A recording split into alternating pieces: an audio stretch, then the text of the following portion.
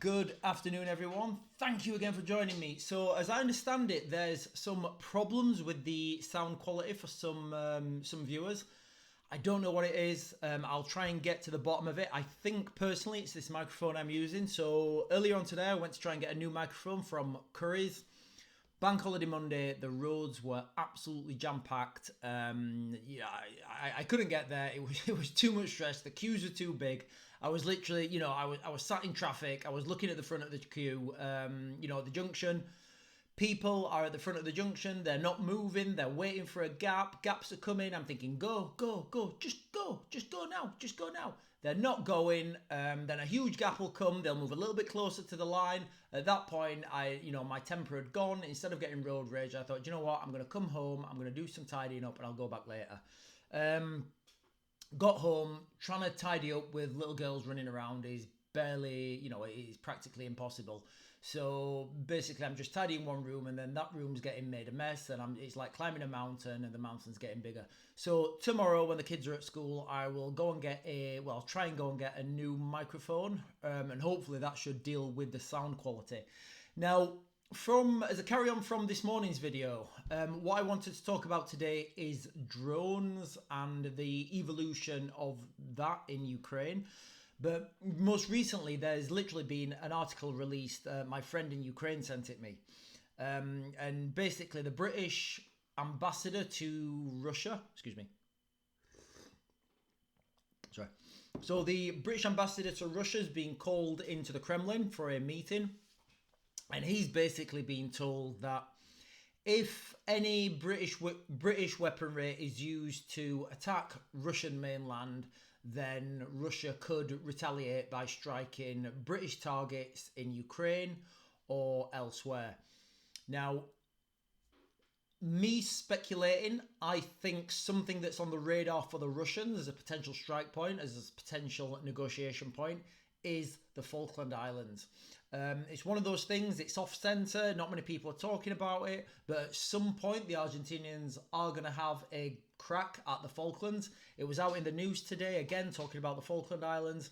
It's a key area, there's a lot of money to be made down there, and it makes no sense for the Argentinians not to want that back and not to potentially look at taking that by force. Can they take it by force now? No. Could they take it by force with the help of the Russians? Potentially. But that's a different video. So what you've got happening at the moment is this escalation of rhetoric. I've heard unconfirmed reports that the Russians targeted some French special forces that were operating in Ukraine. I don't know if this is, credible. I've tried to look into it. I couldn't find anything. This is just from word of mouth. So, but that would explain the French response as in we're going to send our military in there because, those guys will be pissed. So anyway, guys, so as we're talking, as I'm doing this video, things are escalating in Eastern Europe. So I think it's fitting, to do a video about drones and the development of drones and drone warfare. And first of all, I want to start this video by talking about how much we get ripped off in the UK with anything. And drones is another, it's another example of just how much we get screwed. So Britain recently invested, I think, 800 million in a UAV called Watchkeeper. Now, this Watchkeeper drone, those of you who've been watching these videos for a while, I say, by the time these things get built and funded, they come from a request that's like a request off a colonel that was from what he wanted 5 years ago. So we're always 5 years behind. And this Watchkeeper drone, that's the British, flagship UAV capability, it's, the contract's for 800 million. I don't know how many systems that's to supply, but it's basically, as all British military equipment, it's failed in spectacular fashion. So the main problems in our UAV system, our Watchkeeper drone, are the engine. And nobody's really talking about this online. I can't see anyone talking about it. But I remember the unveiling of the Watchkeeper system in DSEI in London. I think it was, I can't remember what year it was. I think maybe 2016 or 2017. I can't remember. And again, I remember talking to one of these colonels, and he was really smug, you know, like an Air Force. He might not have been a colonel, actually, he was Air Force. But he was high ranking in the Air Force, like an Air Marshal or whatever they're called. And he, you know, he was really smug. He had this little earpiece in, and he's talking about how good the Watchkeeper drone is. And I said, yeah, but afterwards I spoke to him. I said, so why have you gone for the engine that you've gone for? And the engine they've gone for is a rotary engine. They're called Wankel engines. They're basically, if you can imagine a fat triangle inside a circle, and they basically rotate around that. But the problem with that is the gaskets go, and they mix air and fuel, and they don't last very long. Now, the reason they went for this, and I understand the reason they went for it, but the reality is it's not going to work like that. The reason they went for it is because it gives a lot more power to weight ratio than, you know, normal 4-cylinder engines. Now, the problem with that, they break all the time. Now, if you're operating in a foreign country, in a foreign operating base, getting those spare parts becomes very difficult, you know. Just the logistics of getting them shipped out, and then you have, you know, servicing plans and all the rest of it, and it becomes really, really expensive, and a lot of the time unfeasible. I can remember when I went to the this is funny actually. When I went to the invasion of Iraq in 2003, we was crossing the border, and there was all this stuff happening, and then we went to this air base, and we went to the British part of it, and Britain had. So you can imagine the Americans, how much air superiority they've got, and they've got the Apache gunships, they've got, you know, all sorts of helicopter systems. Britain had 3 Lynx helicopters, 2 of them had broken down, and the one that was still working, only one of its guns worked, and the others ones had broke. So that, you know, that was kind of the British air power. Anyway, sorry, I'm digressing. So that's basically the engine on the on this rotary drone that we have. And I was just reading about it then online, and 1 out of every 7 that the military have bought and paid for have crashed. That's not good. That's terrible. So that's basically, we are getting absolutely ripped off for that. And the reality is now, where, you know, things have moved forward with warfare, with drones, you know, that Watchkeeper system that we've paid 800 million for, gone, finished, never going to work. It's kaput. It might as well be paperweights because they're no good. So that goes along with the 5.5 billion that the military paid for the Ajax project. So you can see we're totting up quite a bill now of useless things. I personally would rather that money be spent on soldiers, because ultimately they're the ones going to be doing the fighting. Anyway, so that's the British unmanned flagship system. And we need to differentiate as well between the different types of drones. So, you know, people say drones this, drones that. Oh, the Ukrainian drones are using this, and it's quite misleading, because they're using one word to, you know, encompass quite a big industry. So you've got your quadcopters, which are like what most civilians will think of, these little things that you can carry maybe 1, 2, 3 kilos at the most, and that's your payload. Then you have your fixed wing drones that you can, you know, you throw by hand, and then you have your fixed wing drones that you need a runway or a catapult to deploy. They all have their pros and cons. They all have good points and bad points. What I will say is predominantly your quadcopters are used for short range reconnaissance, and your fixed wing are used for longer range reconnaissance. Now, that was how they were used before the Ukraine war. When the Ukraine war started, the Ukrainians had to adapt really, really quickly. And what they found was that they could get a small amount of munitions and put that underneath a quadcopter, and then have a basic release mechanism so they could drop it. So basically, it's like a hand grenade now that they can drop, you know, and they can drop them pretty accurately. Now, if you think of the cost of this, it becomes quite cost effective when you think you can pick one of these drones up for like less than $1,000, and then these grenades or whatever, they're readily available and easily supplied. So, whereas you can't destroy a tank with these smaller munitions, if you use enough of them, you can take out the optics. You can take out, you can maybe take out the tracks.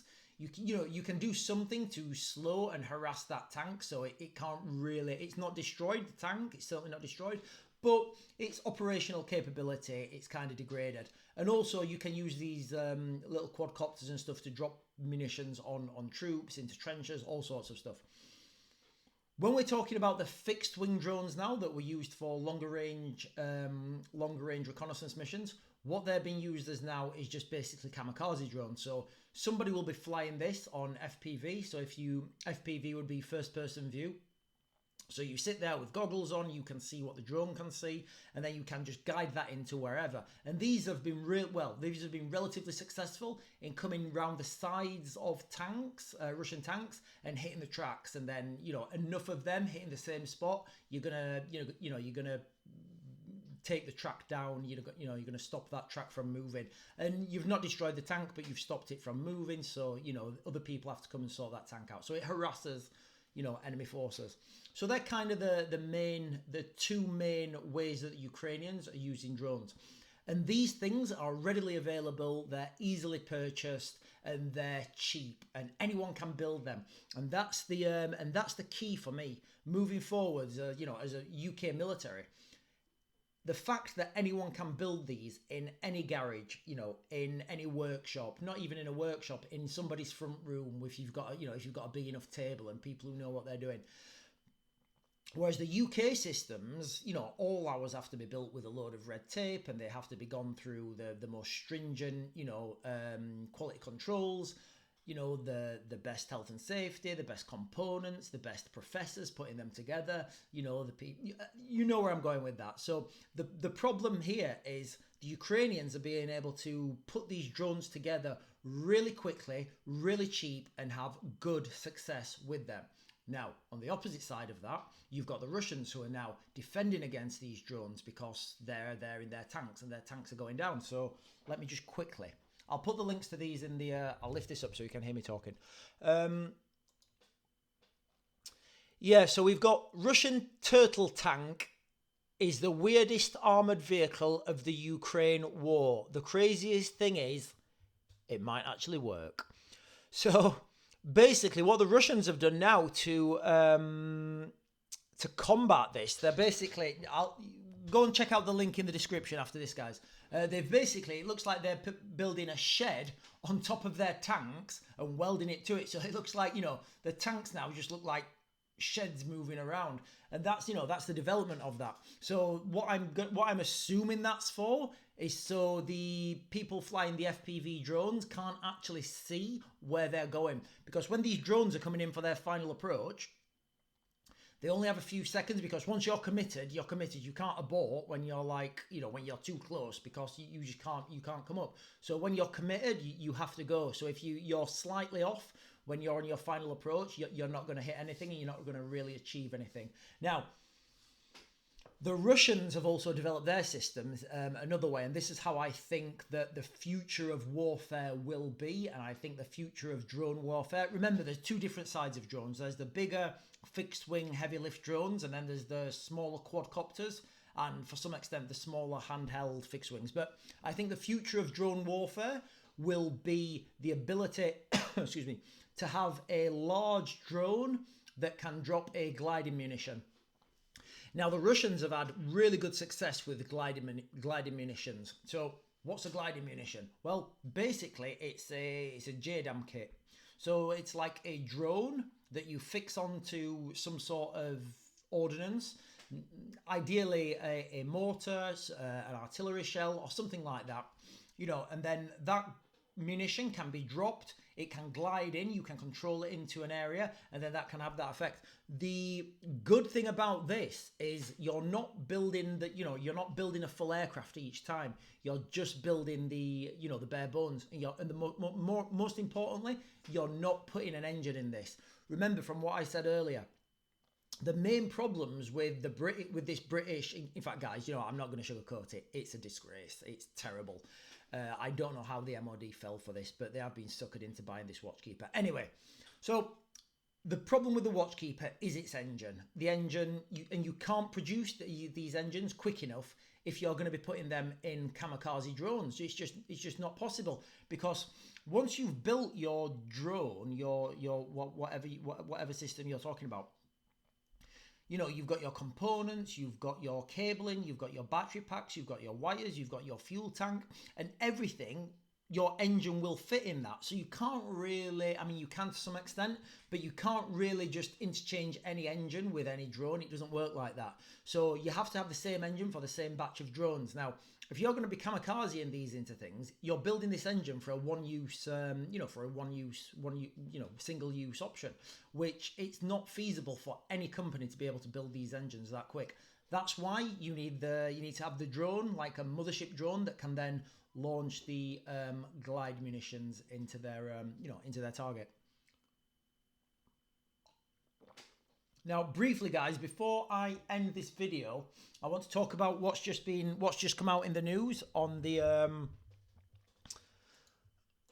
with basically Russia threatening to strike UK military targets. So this comes as I'm trying to get this down.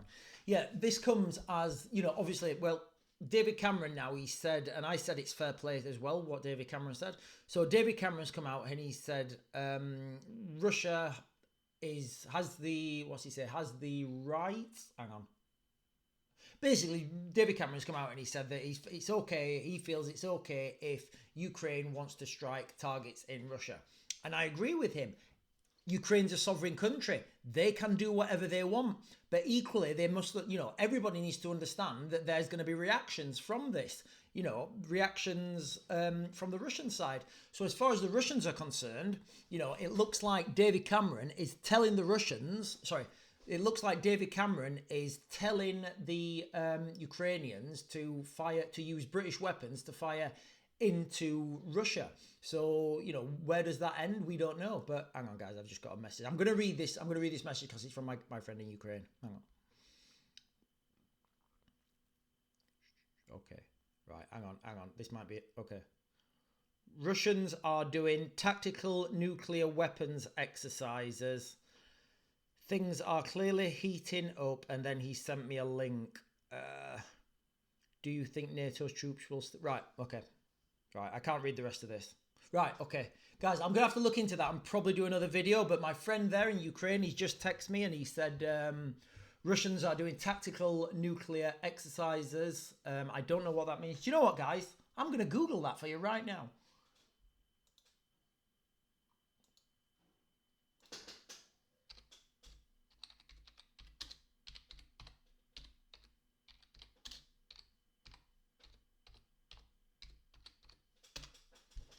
Let's see what comes up. Wow, okay.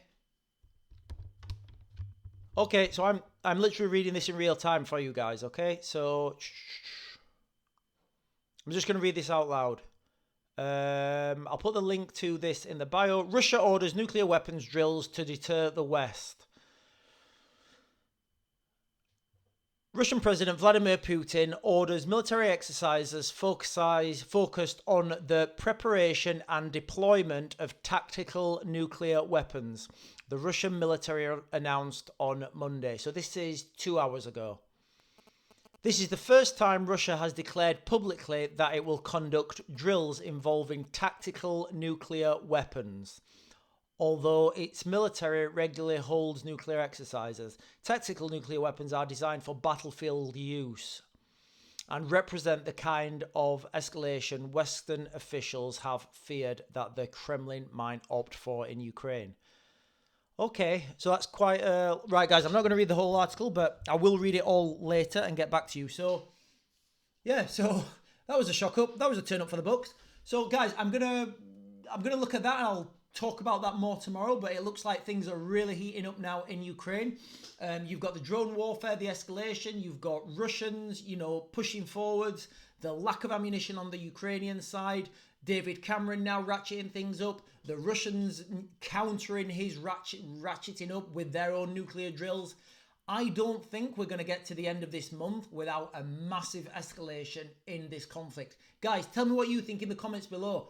What do you want more on these videos? Do you want me to do more? Do you want me to do less? Do you want me to do them longer? I can do an hour. I can do an hour if you want, guys. Just me waffling. Let me know what you think in the comments, guys, and I'll see you tomorrow.